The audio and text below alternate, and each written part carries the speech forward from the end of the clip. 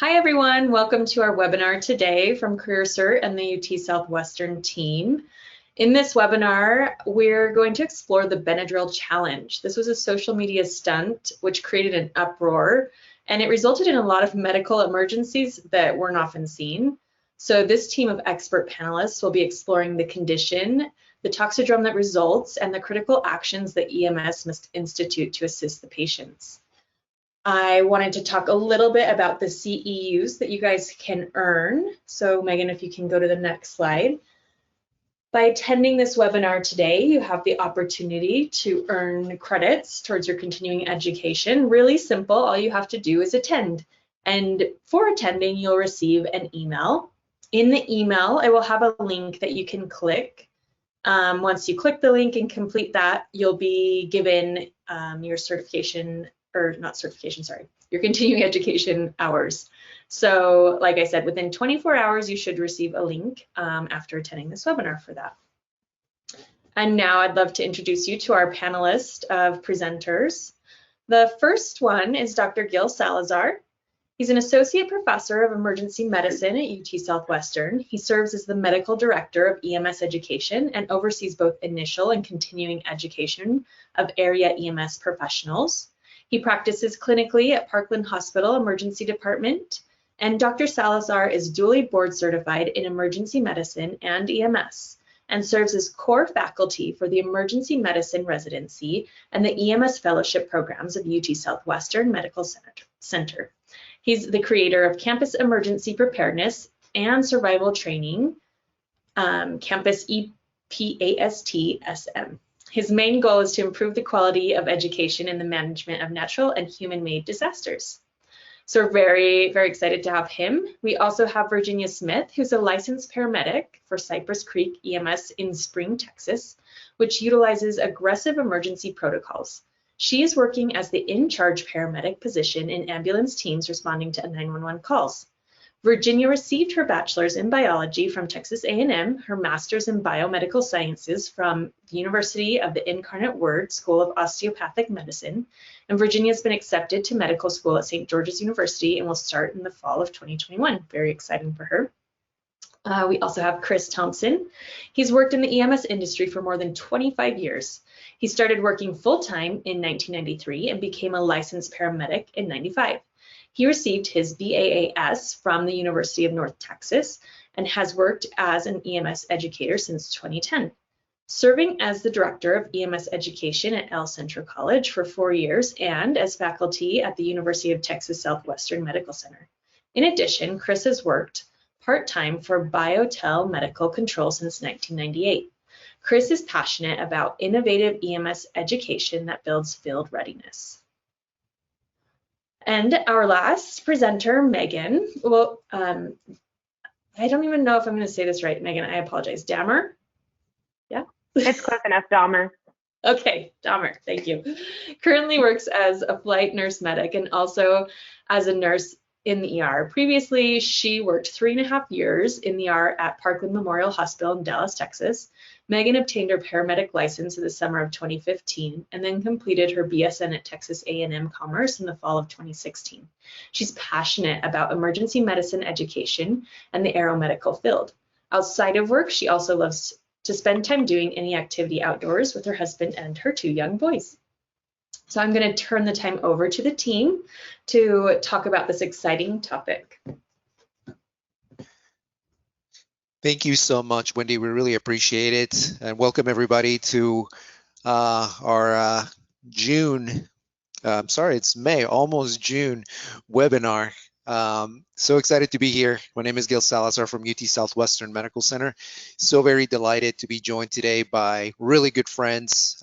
Chris, known him for a long time.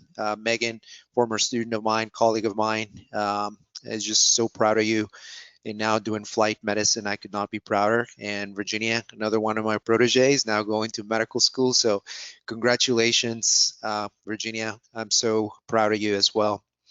And thanks all of you for coming today. This is a series of part of the series of ongoing presentations that UT Southwestern and CareerCert have partnered to bring you. And our hope is to bring you innovative topics with plenty of discussion in a format that's conducive to great learning for the modern medics out there. So welcome everybody. Next slide, please, Megan. We decided to bring you this this topic today. It's one of my particular interests is community education, community medicine, and how we can improve the care of our patients having medical emergencies out there. And this case really kind of took the EMS world by storm. I know it certainly did in emergency medicine, and a lot of people scrambled to make sure they had the necessary resources to take care of these patients going forward. And I just want to preface the presentation by telling you this is not an isolated type of social media stunt. It will certainly not be the last, and I'm hoping toward the end, if we have a little time, just kind of discuss the implications of these social media aspects. But we're going to be focusing primarily on the medical management of these patients and how our men and women of EMS can best tackle this situation. So I'm going to go ahead and get us started with a little bit of background regarding the Benadryl challenge. Virginia. Absolutely. So recently there was a TikTok challenge called the TikTok Benadryl Challenge, and it basically encouraged teens to take more than the recommended dose of Benadryl in order to hallucinate.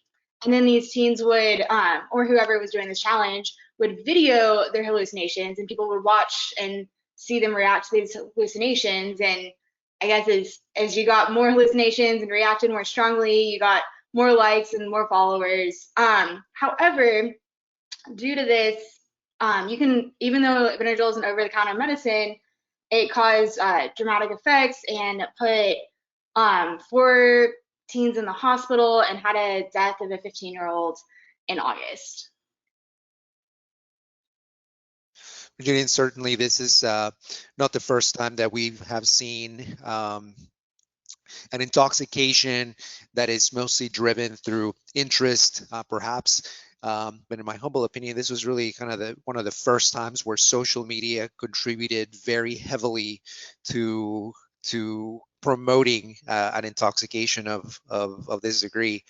And a lot of folks kind of look at it as a kind of as a harmless type of stunt and maybe attention grabbing, but it did lead to a patient death, and it won't be the last time. Thank you, Virginia. Absolutely. And it's interesting to the social media challenges. Some of them are harmless, and for this one especially, teenagers didn't know how dangerous the effects could be. Absolutely. Thank you, Virginia. Next slide, Megan, please. I'm going to go through the case with you. We got the basics. You're dispatched to the home of a 14-year-old with no past medical history reported on scene, and apparently took 14, and this is the exact amount of over-the-counter diphenhydramine. The trademark is Benadryl. Each of them, the over-the-counter dose is 25 milligrams. And the chief complaints on arrival by friends included confusion, tactile and visual hallucinations, complaining of difficulty with vision and in skin redness. Medics arrived, reported the scene as safe.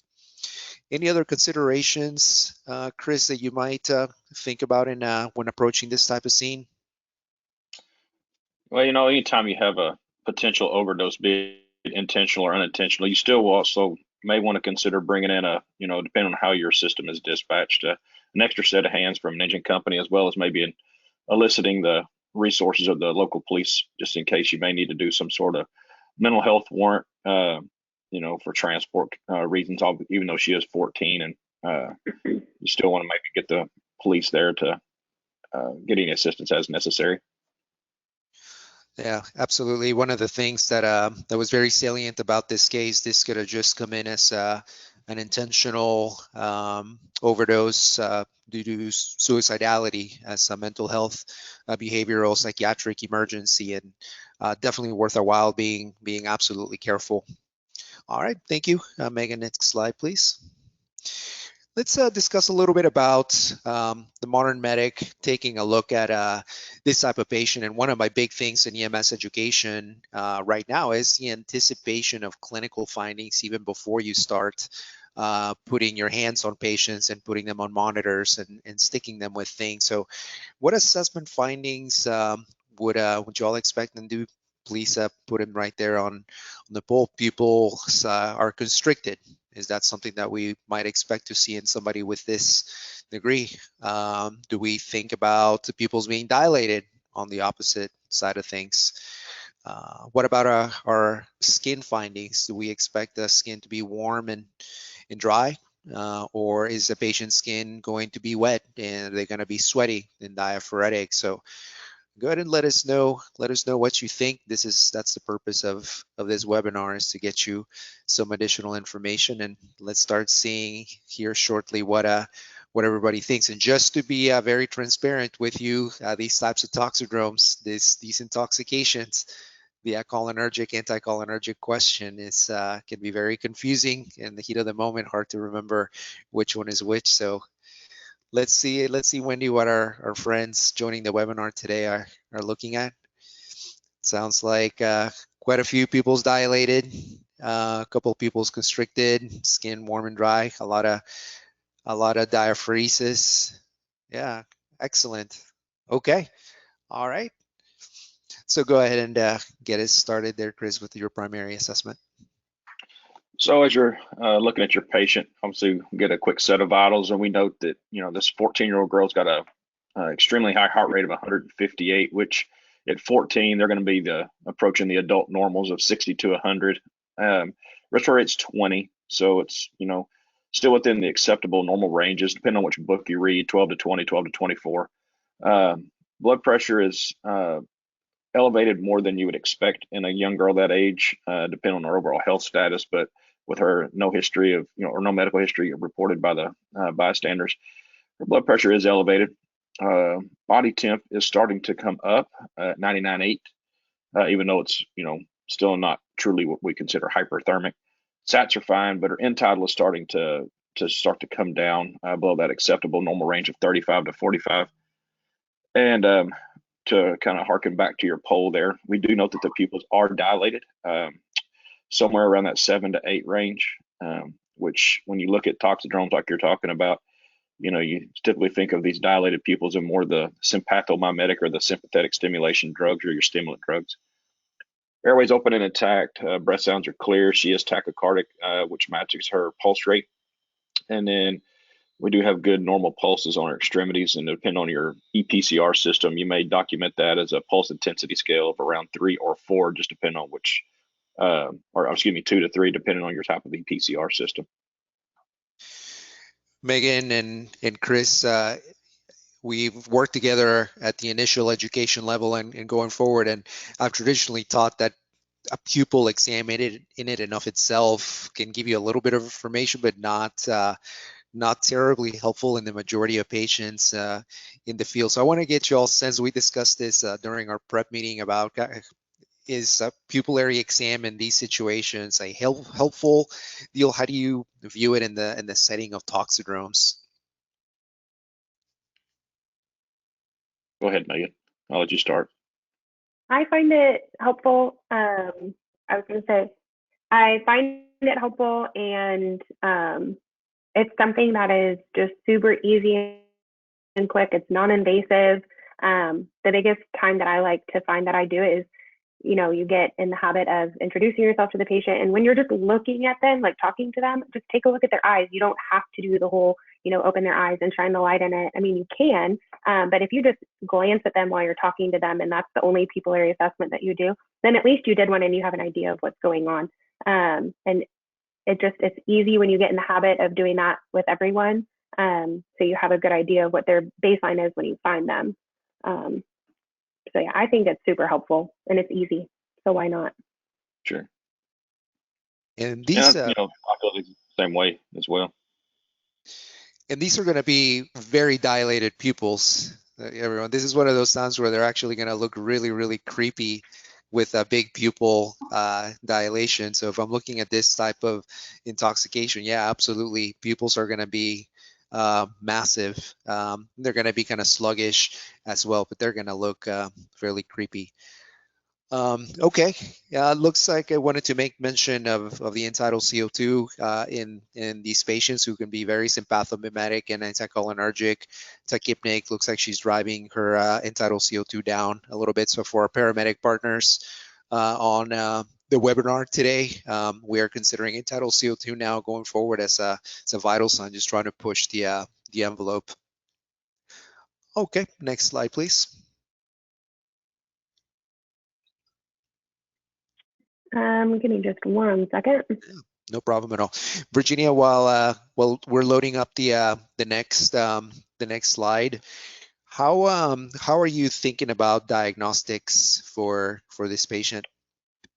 Yeah, absolutely. So a part of our job as a paramedic is like we get to see the scene, we get to see what's around us, we get to see if there's maybe something mixed with this Benadryl more than what she told us.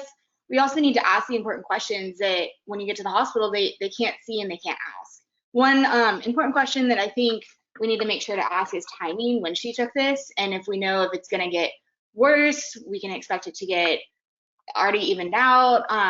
And so here, if she's telling us that she took Benadryl, we go off of that, but we start looking for differential diagnosis and what other things we can expect. Okay. Sounds really good. Going to be looking now for the secondary assessment and when we may have to load it on your end. So I'll go through the secondary assessment. That way we can get your diagnostics. So the skin is going to be pretty warm. It is going to be dry. Let's remember that in this toxidrome, the skin tends to be dry. And one of the hallmarks of anticholinergic toxicity is that the skin is going to be pretty red. It's going to be beet red, as a lot of folks talk about it. On physical exam, neurologically, the patient is alert and awake, moving all extremities, obeying very basic commands. But one of the most interesting things is when we get to the psychiatric exam for this patient, she is very agitated, not violent, not unpleasantly agitated. She has tactile and visual hallucinations. And for our friends out there, what that might look like is kind of picking at things in the air or picking at things and grasping at invisible objects in the air. Anecdotally, Chris, any other ways that you have seen these intoxications presenting, kind of psychiatric wise, etc.? Yeah, and obviously, it's going to depend on the degree of ingestion itself. When you start talking about how much and again timing. But yeah, you're mainly looking at the hallucinatory effects of these and kind of watching out with that. But the problem is as well is if you continue to play into them, they can't hear and process you. So the last thing we want to do is try to play into those hallucinations, which can make the hallucinations worse and increase the psychiatric component of this toxidrome. Absolutely. Megan, do you have access to? Okay, here we go. I'm gonna reload it. Sorry, okay. Guys. No problems at all. Let's discuss the actual diagnostics that we do for this patient, everybody. Okay. Megan, walk us through what you might do for this patient. For the diagnostics, of course. So seeing as we know she ingested any sort of medication, and we were told 14. I always take that with a grain of salt. Could be less, could be more. So we want to make sure we've got her on a cardiac monitor, and especially the CO2 that will give us information that we can use going forward. Glucose check always, especially if she's confused, if she isn't really alert or oriented, that's always something that you could rule out, just a simple glucose problem. Definitely an IV just in case, she starts to escalate or become more lethargic. Whichever happens, you just want to be prepared. And an EKG just to make sure that Benadryl didn't really affect her heart too much, and you've got a good report going forward when you get back to the hospital. What is your approach? You and I have taken care of patients together, both pre-hospital and in the hospital as well. And we mentioned the fact that this patient is somewhat agitated, not violent, not unpleasant, just really weird. So what is your approach, Megan, for getting a line in this patient, especially with these vital signs? How do you gauge when to not to get an IV? So usually you're just the biggest thing is patience. They're very cooperative usually, and it's just a lot of reiterating what it is that you are going to do with this patient and redirecting, because they're going to want to be picking at what you're doing. They may even try to help you do what you need to do. An EKG might take 10 minutes instead of just the quick 5 minutes, because they might be picking those EKG stickers off. So just really be patient in that approach, and just know that they're not aggressive. They're not with it. They're kind of with it, but not a lot. So. Right, absolutely. Now let's go ahead and take a look at how we do interventions for this patient. We're going to launch poll number 2, Wendy. And so I just want to start getting an idea from our attendees today. How would you start with this patient? You got a couple of choices, and there's really not a bad choice here. But do we want to start with some volume for this patient, 10 to 20 mLs per kg, IV, normal saline, lactated ringers? Do we want to try some benzos? Do we want to go for midazolam, Versed? Is that something that we could try for an agitated patient who's tachycardic, anticholinergic, might make your life a little bit easier? Naloxone. Some folks might actually go for naloxone, really not knowing if this was the only intoxicant. You got a patient who is altered in some way. I have seen naloxone delivered for this. And then some services do carry some antipsychotics, and they might consider this. So I want to see what everybody's thinking on this one. And let's start seeing the results here. Okay, a bit of IV fluid bolus. A little bit of Versed, a little bit of Narcan for these patients. Nobody jumped on antipsychotics, and that kind of matches what we see in the community in EMS right now. Not a lot of antipsychotics. So let's go around the panel here. My humble opinion, I think it's a good idea to start with some volume for these patients that are anticholinergic and tachycardic. Not a bad option. Medication possibilities. Virginia, what do you think about medications for this patient, if you're going to consider it? Absolutely.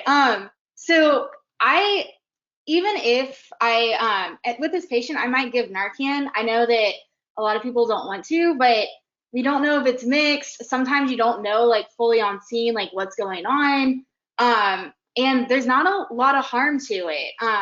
And so I don't think, even though it's not exactly appropriate for this patient, if someone were to give Narcan, I think that's okay. I don't think it's going to harm the patient. I think just in case it could do some good. But I know that some, Chris, you might have a different opinion on that.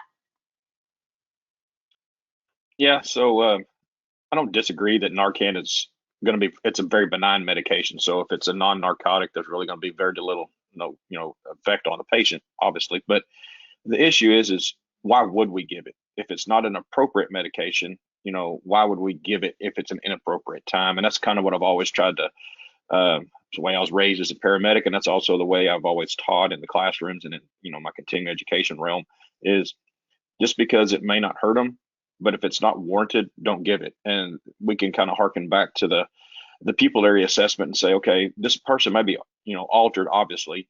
She's hallucinating. She's got the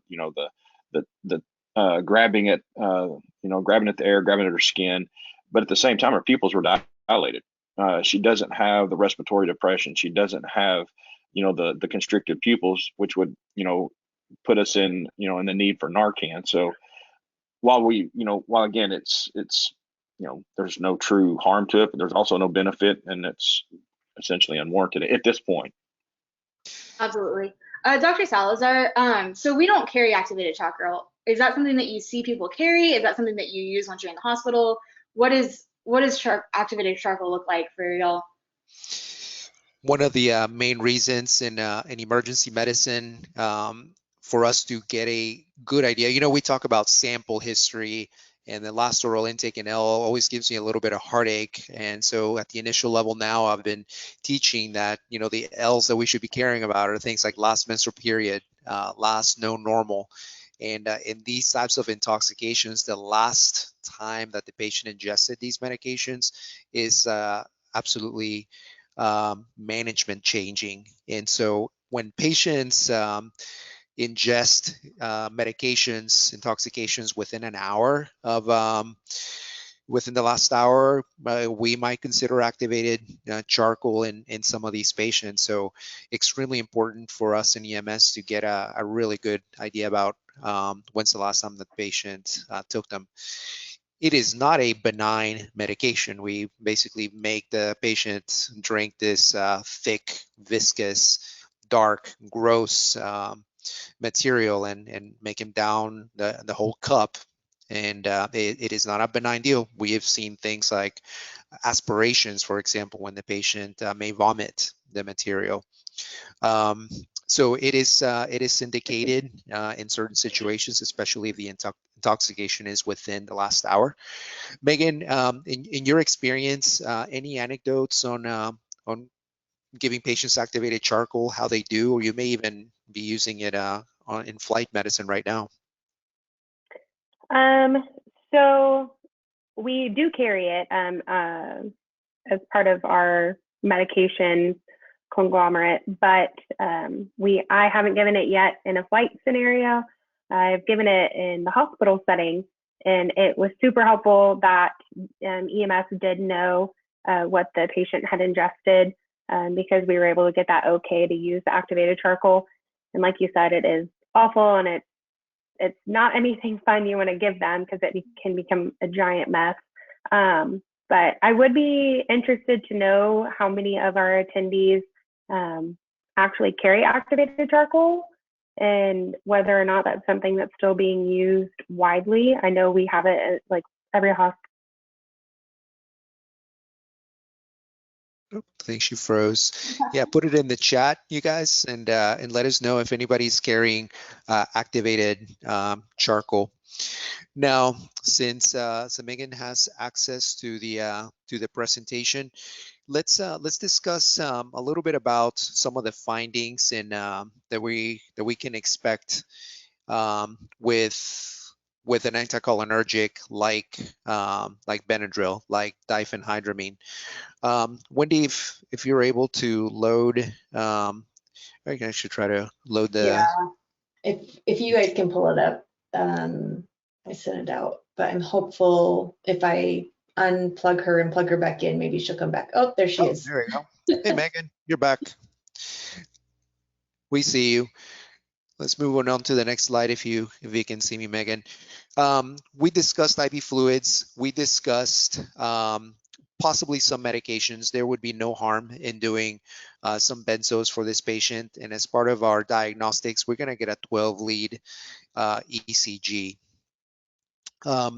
While we're waiting to load, one of the things that we're going to be looking out for in patients with this type of intoxication is going to be a wide QRS on EKG, and that's been a time-proven and management-changing diagnostic for us, especially with these intoxications. We might see it in medications like this, for example, the diphenhydramine, the antihistaminic effects. We can also see widened QRS in medications like tricyclic antidepressants. And we can also see that in certain other medications, but those are the two that I want you to focus on is going to be wide QRS. So we'll be loading the EKG here shortly just to show you the EKG and seeing how we can treat this patient. Now, Chris and Virginia, while we're loading up, so you got this patient, you giving them some fluids, you can try a little bit of benzos, and you got an EKG with a wide QRS. What's going to be your go-to for these patients? So if you're truly considering something as far as the hyperkalemic effect due to some of these intoxicants, obviously we're going to start looking for our sodium bicarb at this point. Yeah, 100%. 100%. Virginia, you agree with that assessment?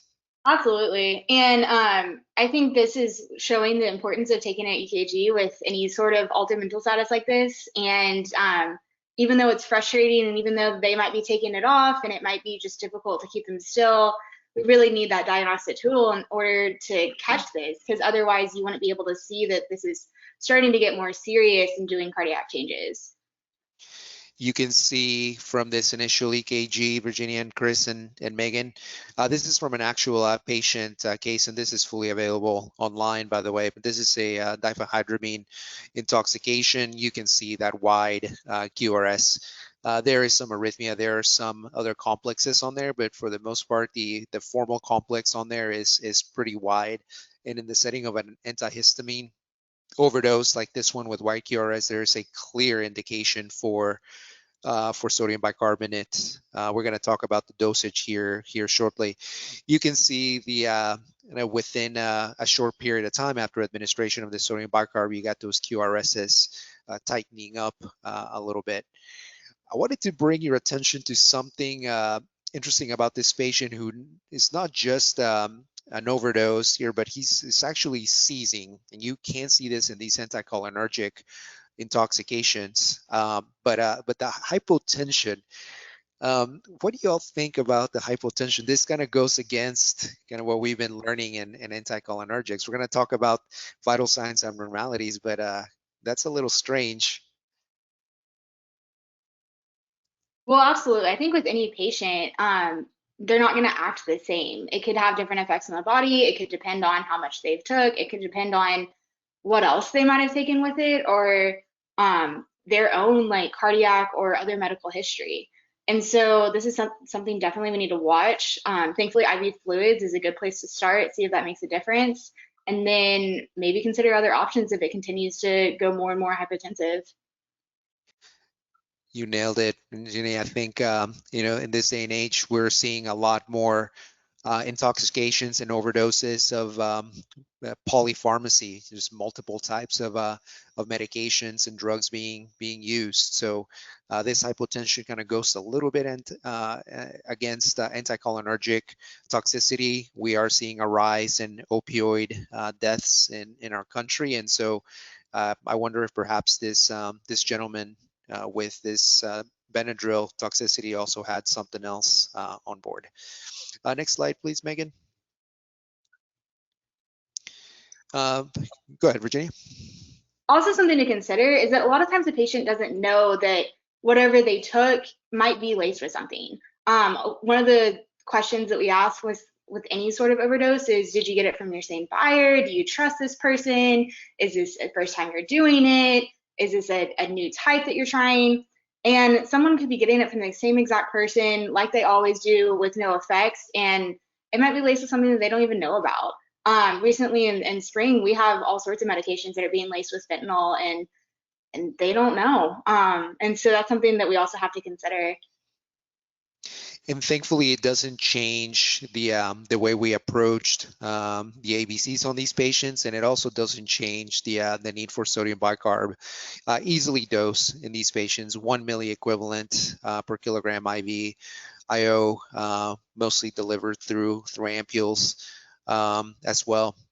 And here are the indications, and these are really important for everybody. There's three big ones in EMS. You know, there's cardiac arrest as well, but for the most part, things like QRS, widening in these intoxications, especially in TCAs and antihistamines. And then another indication is hyperkalemia.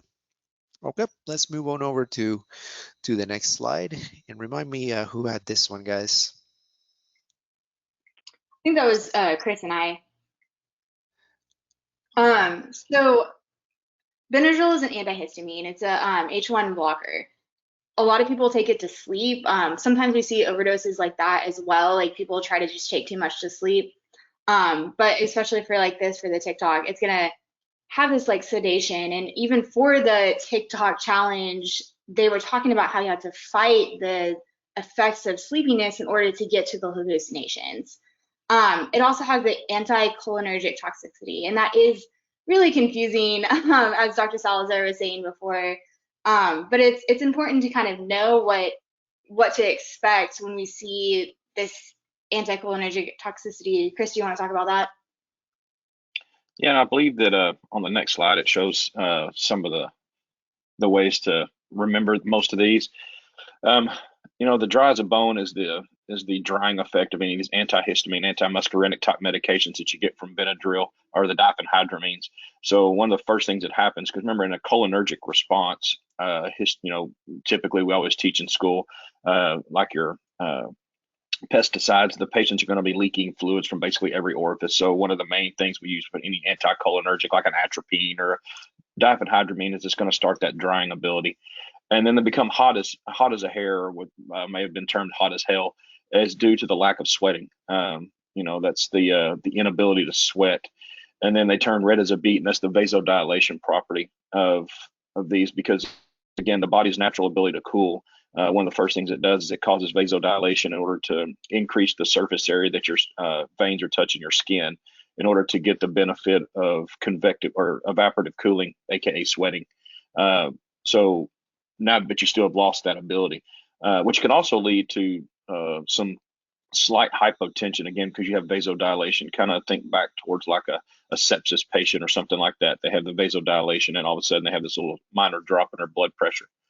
Become blind as a bat due to the pupillary dilation. We saw that on the pupil assessment. The patient's pupils were somewhere around at 8. But if you notice, this one's non-reactive, which means that, you know, once they encountered the light, their pupils remain dilated, and now they're blinded. And then depending on the level of toxicity, now you start having a change in your mental status. And that could be just from a, you know, depending on a kid, you know, they could just have this inability to pay attention and track with what you're talking about, all the way up to it, including, you know, unresponsiveness, but, you know, you may get some delirium and hallucinations in there. And then, you know, again, with the same drying abilities of any of these types of medications, they start to retain urine. So they may still have that urge to pee, but they can't, just because everything's beginning. They're trying to hold on to as much fluid as possible. Again, think cholinergic. They're trying to hold on to those. And then, like with her, she's got a heart rate of 158. So we're starting to see these big tachycardic rhythms and rates. And then because the Benadryl itself is trying to alter that excretion of fluids, they're going to have a decreased absent bowel sounds if you do assess those in the field. And then, you know, when you start seeing these patients with these, starting to see these cardiac effects with the big high tachycardic rates, it does alter the sodium potassium channels. And so as they lose sodium due to the sweating and all the other fluid loss, they start to have extracellular potassium, aka wide QRSs. The way I've always tried to teach my students is you can cheat the 12 lead. And I tell them, don't look at the diagnosis at the top of the 12 lead, but look at the numbers. You know, and then, the LifePak 15s are probably the most common out there right now. But at the top of every 12 lead, if you're looking at LifePak, the second column on the going from left to right is the numbers that are associated with that 12 lead. And the quick way to say, is this actual EKG wide or is that QRS wide? Look at QRS width. And if it's anything 0.12 or greater, well, guess what? You've got a wide QRS by definition. And so now if you're trying to say, well, does this person meet the criteria? Look at it real fast and see. And then if they're altered, tachycardic, wide QRSs, guess what you're going to start thinking about? And then you can kind of move forward. Chris, and these patients, can develop pretty significant cardiac irritability as a result of untreated anticholinergic toxicity. So yeah, sure, they're going to get a wide QRS, but they can proceed on to have even more cardiac irritability, even ventricular rhythms. Go ahead, Virginia. I'm sorry I cut you off. Oh no, you're so fine. And going back to our case, our 14-year-old female, I was looking online for when we might expect these like minor or moderate or severe symptoms, and it looks like anything under 0.3 grams, we should expect with a normal weight, and of course, like every patient is different, we should expect more of the minor symptoms. Once you get to 0.3 grams or above, you should look for more moderate symptoms, maybe EKG changes, maybe more of the things that we're worried about. And then after a gram, those are going to be the severe ones. It can cause death, it can cause comas, it can cause all sorts of issues. And so with our patient, she took 14 Benadryls and they were 25 milligrams each. That's 0.3 grams. So she's right there at the moderate symptoms range. And it looks like that's what we're seeing with the hallucinations. And of course, like also we need to take into effect that kids weigh less, and so it might affect them a little bit more sooner. She was at that border.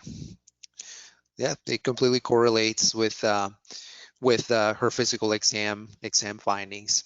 All right, let's discuss how we take care of these patients in the emergency department, and then I want to discuss some nuances kind of specific to the effects of this challenge, kind of both in our communities and in the medical realm as well. Most of the care that we're going to provide in the hospital, Megan, it's going to be mostly supportive for these patients. You want to go over the initial steps, and then I'll talk about the medication. Sure.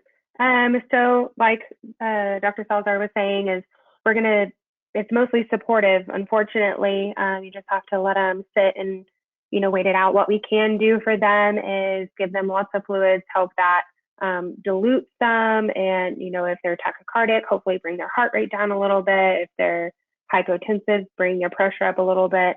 And, for the minor agitation, if they're just, picking at things, if that's fine, you can just let them be, so long as they're not causing harm to themselves or making it difficult to take care of them. If their hallucinations are a little bit more aggressive, you can give them some anxiolytics. And then, like I was saying, the hemodynamic support, and we'll monitor all that. And we can give them the physostigmine, and then the acetylcholinesterase inhibitor, as well as activated charcoal, unless it wasn't within the time frame of an hour, which again, The physostigmine is a pretty interesting medication. It basically, with an anticholinergic toxicity such as this one, you have really a competition at the receptors, at the muscarinic and nicotinic, particularly the muscarinic receptors. You have a surge of acetylcholine, and you have these medications kind of competing at the receptor level. So what we really need to do is prevent the breakdown of acetylcholine at the receptors and allow normal acetylcholine to kind of do its thing and compete against these medications. Now, physostigmine is not something that we use on a regular basis.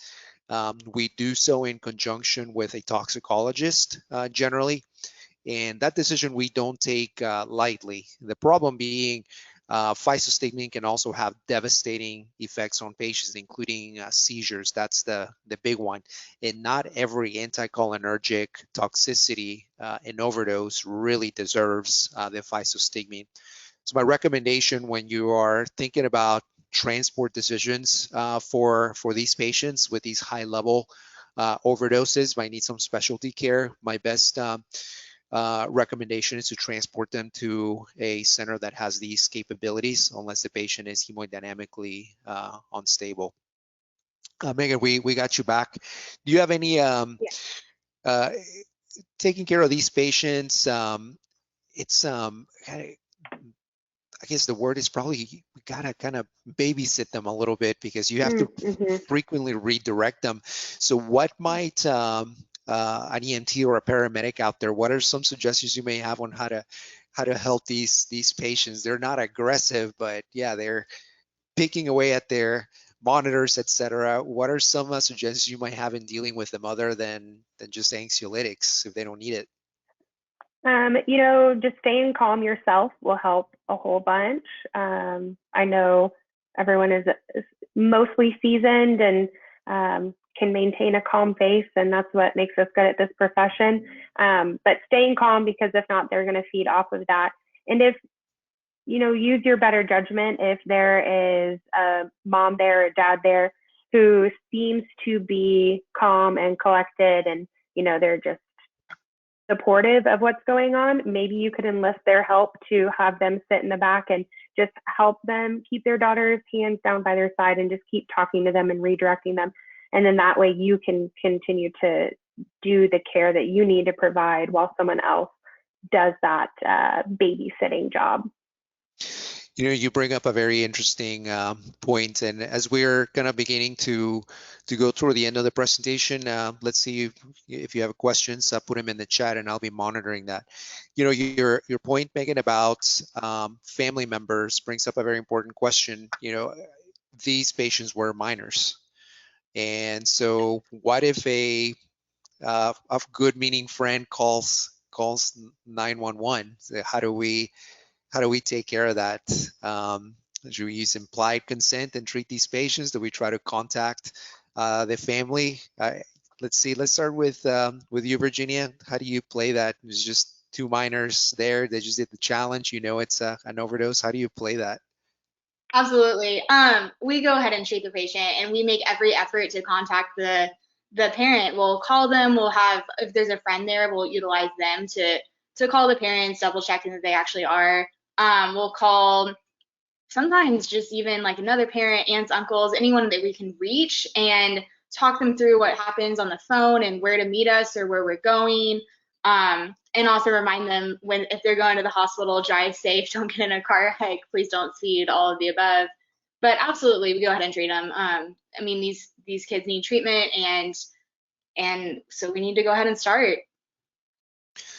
Chris, on your end, you also field questions from the medical control realm as well. How do you play this if you're kind of on the receiving end of a crew with this specific patient? What do you advise them to do? If just in general, if we're talking about in generalities, again, it's all about the stability of them and also about the safety of the crew in the back. We can always consider restraint if necessary, at least during transport. Everybody carries some form of soft restraints, either formal soft restraints or cravats or something, and at least get them to the hospital. And then that way we don't have to worry about, something happening en route and using more than just the safety of the straps on the stretchers. Literally this month, we're talking about behavioral and psych emergencies as part of our CE modules for this month. And, one of the things that we have talked about during that is, and the kind of way I present that is, when would any one of us restrain somebody? And the answer is always very subjective. It depends on your experience, depends on your ability to de-escalate, just depends on your overall tolerance. And if I pulled each of us into a private room and asked that question, I would get, there's 54 attendees in this, I'd get 54 different answers because everybody's got a different perspective on that, and one of the tools that you can use, especially the hospital system, which, we talk about using GCS as a universal way to document mental status. The hospitals use a bar score, and it's just a behavioral scoring system, which can be included in any EPCR. And basically anything that's got the bars is rated 1 to 7. 4 is basically a normal person. 1 is essentially a rock. Basically, I would equate that to a GCS of 3. And then a 7 is violent, requiring restraints. That's obviously, incomprehensible speech, very active, very agitated, in the realm of excited delirium. But we can also use that as a restraint policy method too, to say, is there a safety issue? And if the answer is yes, due to transport problems, then restrain your patient. And then if necessary, make sure you sedate just to prevent any kind of worsening acidosis. Chris, glad you brought up bars. We did the bar score for excited delirium at our last session last month in April, which went really well, by the way. If you haven't watched that, please do. Let me ask you guys a question, and Megan, I'll direct this one to you. Chris brought up kind of a psychiatric and kind of behavioral component to this.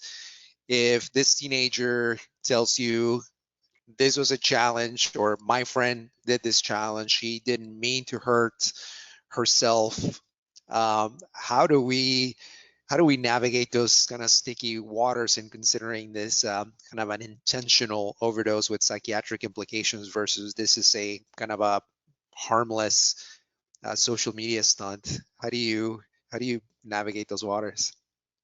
It's very murky water to be navigating.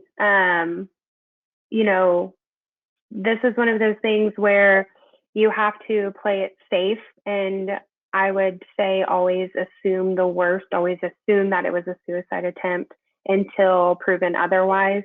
You're not going to get a straightforward answer out of the patient at the time because they are hallucinating and they're not in their right mind because of all the, drug that they took, and whoever knows what other drug they took. And until you can get them evaluated by a psychiatric team to clear that, then I would say it'd be better to err on the side of caution and just play it safe, because you don't want something else bad happening on your watch. Even if the friend is telling you it was just a stunt, a social media challenge, then you don't want that to fall back on you when you could have done everything you could have in the beginning, just to make sure that you kept this patient safe. Virginia, how do you navigate the murky waters? I totally agree. There's no way we can prove, we can't see into her mind. We can't prove that it's not a suicide attempt. And so we're going to navigate it like it is. And honestly, like, there wouldn't be a lot different. We still need to transport this patient to the hospital, and they still need to be evaluated by a psych team. And so either way, like, they're still getting transported. And especially if they're not in O-4, they can't refuse, and they're a minor, they can't refuse. So yeah, absolutely, play it safe rather than sorry. Well, we're discussing this specific population. I want to hear from folks in their experience. Would you transport this patient to a local closest facility, or would you transport to a children's pediatrics capable dedicated facility?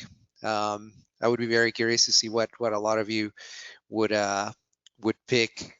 Chris, let's start with you. Where would you go with this 14-year-old? Just with her, overall status as far as her vital signs and everything, is depending on how close you are to a pediatric facility. That's always the question, because we're talking about this on a national scale, and everybody's got their own version of hospitals in their area. Fortunately for us in the Dallas-Fort Worth Metroplex, we basically have a hospital on every, seems like every corner. And both Dallas and Fort Worth both have their pediatric hospitals essentially right downtown. So it's fairly equidistant for most of our departments to transport there. All of my EMS time has been in rural 911. So, I understand the fact of sometimes you just have to go to your closest hospital. And I didn't say closest most appropriate, I'd say closest hospital in order to stabilize these kids. And obviously they have absolutely no ability to admit them, but they can at least stabilize them. And if we needed to, we'd transfer them out later. But I always would recommend to at least make an attempt to transport this to a pediatric facility, just because this person's obviously going to need to be admitted for, if nothing more than medical, continued psych care. And to try to get these adult hospitals to transfer a kid is hard enough. Then you put psych in front of that, and it's nearly impossible to get these kids transferred to another hospital if they're psych. And so now you got these adult hospitals that can't admit a kid,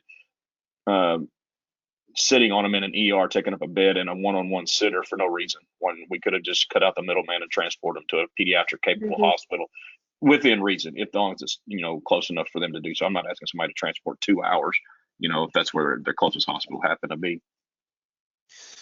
Megan and Virginia, any dissenting opinions on transport destinations? It's really system dependent and resource dependent, but in y'all's practice, where would you go with this kiddo? I'm also fortunate to have a really good pediatric hospital very close, and so I would go there every time. If she started to decompensate en route, then I would divert to a closer one if I needed to. But with this presentation and these types of hallucinations and this type of vital signs, absolutely pediatric hospital every time.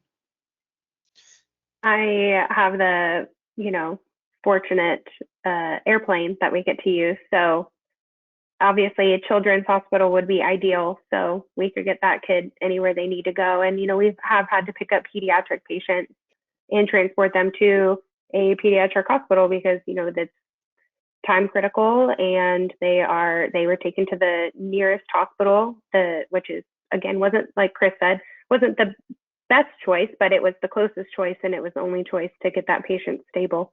And then, we can come in and get them to where they need to go ultimately.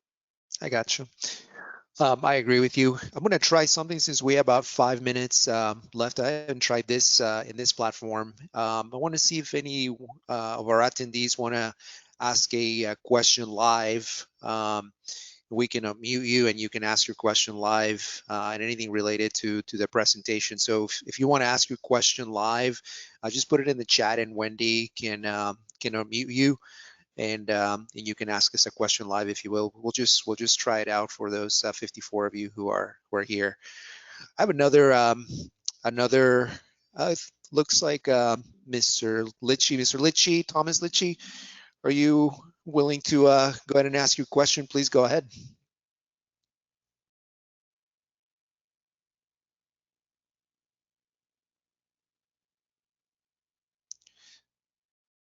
Lichty, yeah, Thomas Lichty.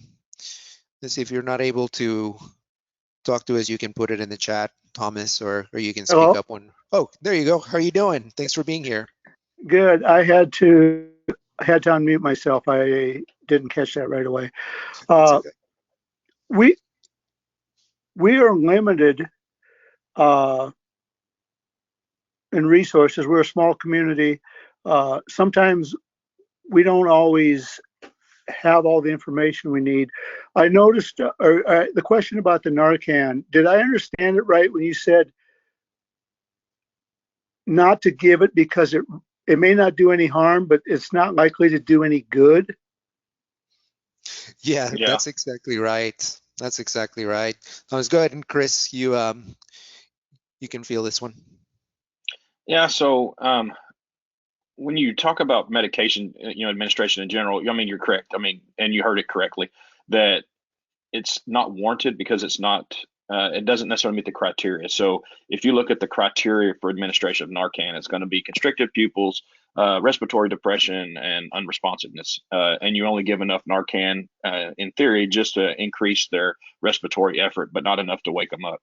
And on this particular kid that we're dealing with, the report is diphenhydramine only, but again, we don't always know that. But the pupils were dilated, not constricted, and the vital signs typically don't reflect that of a narcotic overdose from what she had. So in this particular case, I would say that it's not necessarily warranted. I don't mean that in all cases, but the girl that we're talking about at this point.